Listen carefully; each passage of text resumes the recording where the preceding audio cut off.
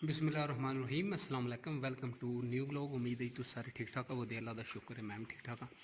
अल्लाह का नाम लैके अज की वीडियो करने शुरू। अच्छा जी, सावन की कल का जो सावन चढ़ गई है। कल जी 13 तरीक है तो अज 14 तरीक तो अज सुबह की रात की तकरीबन बारिश लगी। हाली भी जो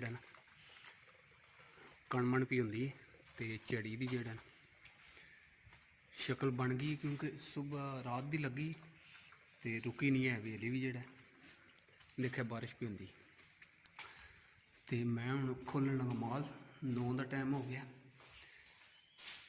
तो अज बड़ी पुरानी जड़ा ना इनू असी पंजाबी कहने बरांडी यह पई बारिश के वास्ते जड़ा मैं कड्डी।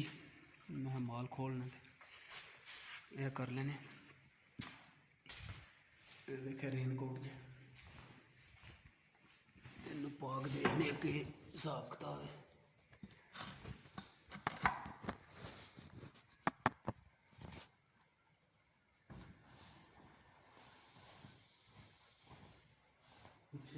बरांडी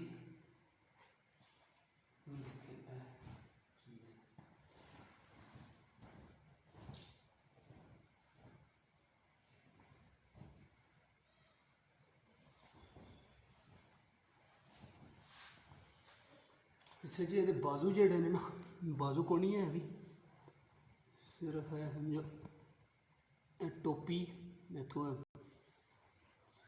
टोपी जी है ना इतों एडजस्ट हो जाती तो बाजू शायद को नहीं है चीज़।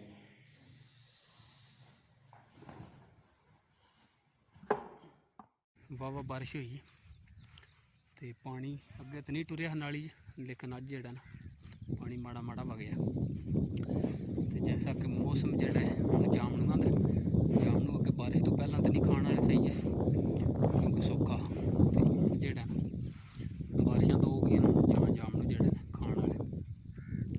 बाबे ने टोरिया जामनू लैन लैके आते पे ने वो पक्के ने सही। अच्छा सारे थले थले गिरे है।